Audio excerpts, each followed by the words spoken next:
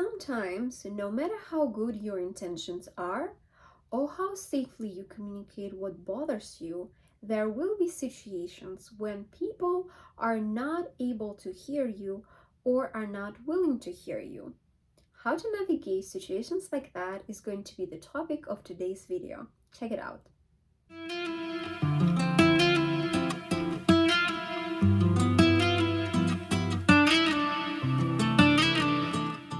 Hi ladies, I am Maria. I work with millennial women who are either not in contact with their mother or don't have a good relationship with their mother and want to create a source of love and support from within. So in my videos, I talk a lot about self-love and how to be happy from within. I would like to start this video by saying that there is a big difference between not being heard from time to time, temporarily, and not feeling heard in relationship as a pattern, as a reality of your relationship. There's a big difference between those two situations, and they require two very different approaches. First, let's talk about a situation when you are not feeling heard temporarily or are not being heard from time to time. This is actually very common. It happens even in healthy relationships. Partners, friends, colleagues sometimes are too triggered or too tired to hear the other person, or they assume they know what the other person is talking about, which switches their capacity to hear what the other person is actually saying. However, in situations like that, there is usually a point where it clicks between people. It usually is after one person repeats their point over and over and over again, or they have the same conversations multiple times, that it finally clicks and the other person is finally able to understand and hear what the other person is saying. These kinds of situations are normal.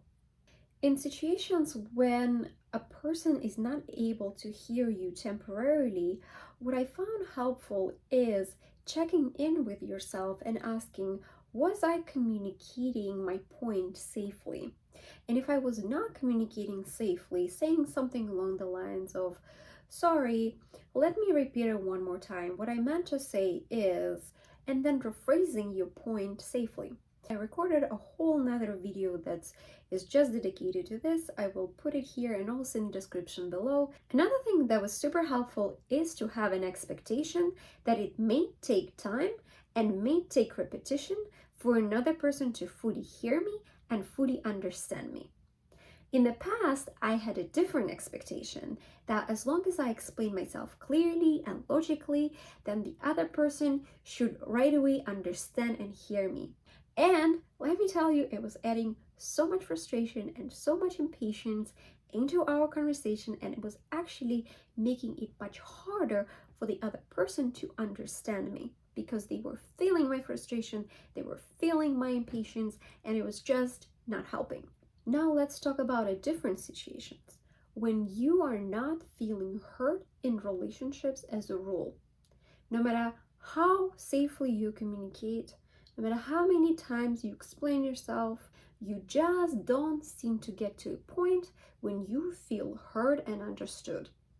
If you are in a relationship with a person who is unwilling to put effort into trying to hear you and understand you consistently, this is a cause to think very carefully if this relationship is worth keeping. Because let me tell you, if you are consistently exposed to a person who is unwilling to hear what you think and feel, it sends a message to your brain that what you think and feel is not important. This experience over and over essentially erodes your sense of self-worth and erodes your sense of self-love. The decision to let go of a relationship is a really tough one, and it is definitely not for everyone. And I'm not just saying that. I have experienced this decision myself. Years ago, I was at a choice point. I was trying to grow self-love, dignity, self-respect, self-worth in my life.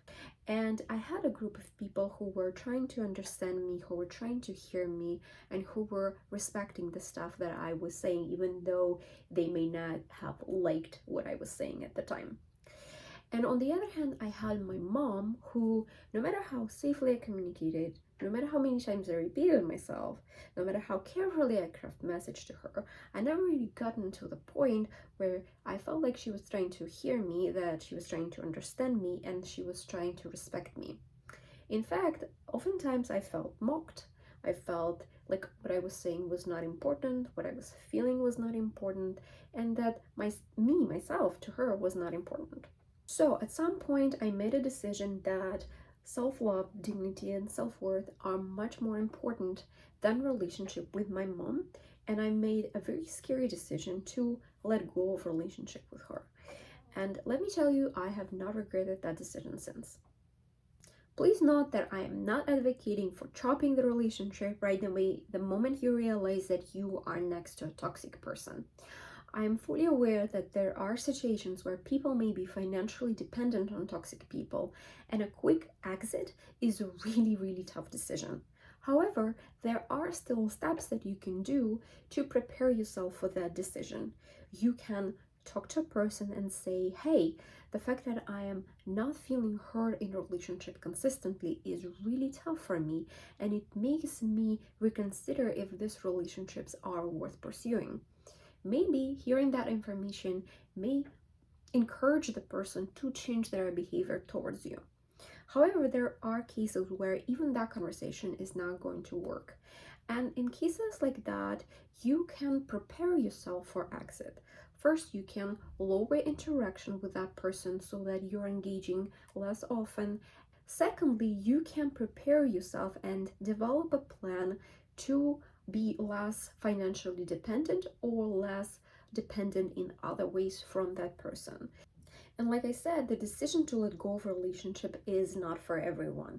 But if you have opportunity to let go of toxic relationship, to at the very least reduce the amount of interaction with a person, it is definitely going to be worthwhile if you want to grow self-love, if you want to grow dignity, and if you want to grow self-respect. And if you want more support with your self-love journey, message me for a free coaching discovery call. My email is in the description below.